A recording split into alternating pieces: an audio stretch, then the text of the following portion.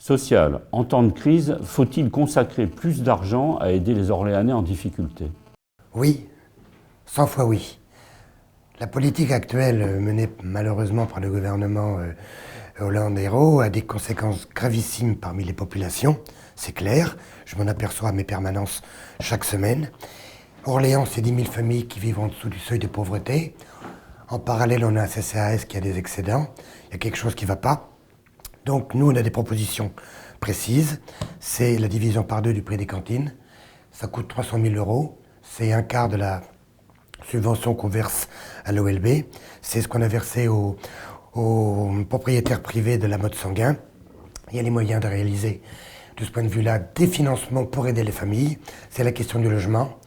C'est la question du logement en termes d'expulsion locative, pour qu'Orléans soit une ville anti-expulsion, anti-coupure de courant, on sait que les préfets cassent ces arrêtés, mais au moins ça met une pression et ça met le débat. C'est les problèmes de l'eau, par un retour à gestion publique. On sait qu'on a jusqu'en 2024. Mais dès maintenant, mettons cette question dans le débat politique orléanais, mettons la question dans le débat avec les Orléanais. C'est toutes ces questions-là que nous, on pose, parce que Orléans avance, certes, dit Serge Grouard, mais pour moi, une ville qui avance, c'est une ville qui ne laisse personne sur le bord du chemin. En temps de crise, il est important de mobiliser tous les moyens de la collectivité publique pour aider les Orléanais en difficulté, ce qui est loin d'être le cas aujourd'hui. Bon, je rappelle que le Centre communal d'action sociale, qui est en principe le principal vecteur de la solidarité communale, a depuis 3 ans accumulé 3 millions d'euros d'excédents. Ces 3 millions d'euros d'excédents sont à mettre en parallèle avec les 10 000 familles pauvres que compte la ville d'Orléans, donc 10 000 familles qui vivent sous le seuil de pauvreté. Nous pensons qu'il est très important de se mobiliser collectivement pour aider ces familles en difficulté, à partir d'indicateurs simples, non-paiement des cantines scolaires, difficulté à régler le loyer, difficulté à régler les factures énergétiques, sont autant de signaux qui doivent alerter les services sociaux, en lien avec la ville d'Orléans, pour entendre ces familles, pour aller au-devant d'elles. Beaucoup de familles n'osent pas en effet se rendre au Centre communal d'action sociale, ne savent même pas qu'il existe, et ont des scrupules à présenter leur situation. Or, plus on intervient tôt, plus on est dans le soutien à l'accompagnement précoce, et plus on évite des situations de devenir dramatiques, de s'envenimer, et à des familles de glisser de la précarité vers la misère. Donc c'est essentiel de se mobiliser fortement autour des familles en crise, et c'est également essentiel de mieux utiliser un outil aussi important que l'épicerie sociale. Ah oui, assurément. D'ailleurs, je peux vous annoncer que nous sommes pour créer un véritable conseil consultatif des familles. Nous sommes également pour la création d'un chèque multiservice qui serait en remplacement de subventions. La création également, et nous l'avons déjà annoncé, d'une prime de 350 €, de l'ordre de 350 € pour les étudiants, en compensation d'être hébergés par des personnes âgées. Action sociale, pour nous, l'action sociale, ce n'est pas de l'assistanat. Et je voudrais également notifier une chose sur l'handicap. Je souhaite et j'insiste profondément pour avoir rencontré des associations, en l'occurrence le Monde Handicap, de mettre en place une véritable politique sur l'accession à la voirie pour tous. C'est une chose à laquelle je suis très très attaché. Et également les personnes âgées. Je trouve que les personnes âgées se plaignent d'ailleurs, suite à un retour nombreux d'un questionnaire qu'on a diffusé, des problèmes de trottoirs, de voirie et de difficultés pour eux. Donc ce sont des dossiers sur lesquels nous allons intervenir assurément. C'est ce que l'on fait, puisque le budget social, Centre communal d'action sociale, dans ces dernières années, depuis que je suis maire, a augmenté de 25%. Bien. Maintenant, sur le social, il y a un enjeu majeur qui dépasse cette question-là, qui est aujourd'hui la question de l'activité et de l'emploi.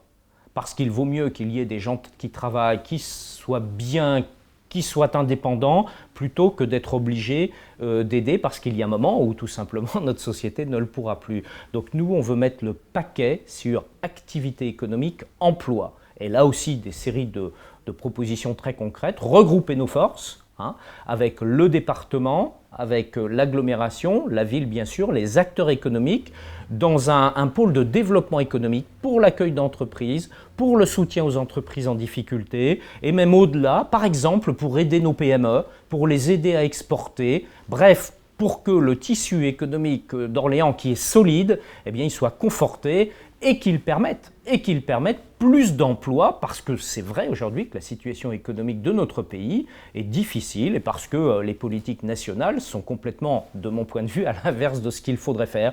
Alors nous, il faut qu'on tienne bon, il faut qu'on se développe et il faut qu'on sorte de cette crise économique. Puis le social, c'est aussi le logement, parce qu'il faut que chacun puisse se loger. Je donne un exemple, le bouclier logement pour les seniors, les retraités, pour qu'ils ne dépensent pas plus qu'un certain pourcentage de leur retraite pour le logement. Voilà, ce sont des mesures très concrètes, très précises.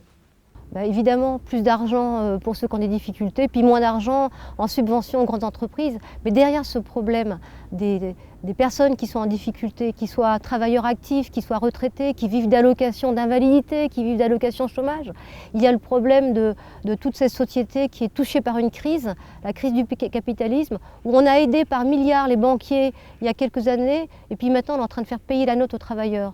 Donc en réalité, il faudrait que l'argent public, et pas seulement l'argent des municipalités, mais l'argent de l'État, il aille au service public. Et pour empêcher justement cette misère, ces millions de personnes qui vivent en dessous du seuil de pauvreté, il y a 1 million d'enfants qui vivent en dessous du seuil de pauvreté en France actuellement, ce qu'il faudrait, c'est avoir des salaires dignes de ce nom. Permettre que personne puisse vivre au-dessous d'un certain revenu. Il faudrait augmenter les salaires. Et il faudrait que les retraites soient revalorisées. Actuellement, ces retraites sont donc complètement décrochées du niveau de vie. Il faudrait qu'elles soient revalorisées complètement. Et puis, quant aux personnes les plus faibles, qui sont invalides, qui sont handicapées, on voit comment cette société, finalement, elle est dure envers les plus faibles et comment elle choisit les plus riches. Tout l'argent public qui va aux actionnaires du CAC 40, des grands groupes comme Sanofi, Michelin, comme le groupe Total, qui a une usine dans le département, à travers le groupe Hutchinson, et qui demande des sacrifices à ses travailleurs. Donc c'est ça les difficultés. Elles ne viennent pas de nulle part, les difficultés. Elles viennent de l'exploitation qui règne. Et ça, on le dénonce. Et on voit que le gouvernement, il n'est absolument pas au service actuellement des plus pauvres, contrairement aux promesses qu'il a faites. Et nous, on est là pour faire entendre le camp des travailleurs contre la bourgeoisie et ses serviteurs politiques qui sont de gauche aujourd'hui et qui étaient de droite hier. Certainement, parce que quand on aide, il faut des moyens. Il se trouve qu'à Orléans, nous avons les moyens. Le CCAS a 3 millions d'excédents. Je vous avouerai que je trouve ça paradoxal, alors que d'un autre côté, il y a 10 000 familles à Orléans qui vivent sous le seuil de pauvreté. Idem pour un chantier qui n'a pas été réalisé, qui est celui du relais orléanais, alors que l'argent existe, que le projet existe, le projet est en panne, on ne comprend pas pourquoi le relais orléanais n'a pas été rénové. Par ailleurs, nous souhaitons mettre l'accent, nous qui sommes pour une ville inclusive, sur l'accessibilité des moyens de transport et des bâtiments municipaux. Et le faire sans délai. Je trouve choquant que régulièrement ce délai soit repoussé de 3 ans, de 5 ans et de 9 ans. Enfin, en matière de vieillesse, nous voulons aider les seniors à vieillir correctement, confortablement, le plus longtemps possible chez eux. Dernière proposition que nous avons l'intention de faire, c'est je souhaiterais que la ville, ça s'est déjà fait ailleurs, négocie pour le compte de ceux qui n'ont pas de mutuelle. Je ne parle pas de ceux qui ont la CMU, ni de ceux qui ont déjà une mutuelle, mais de ceux qui n'en ont pas, parce qu'ils ont de petits salaires, parce qu'ils ont de petites retraites. Nous voulons leur proposer, et nous le ferons, une mutuelle pour le prix de quelques euros.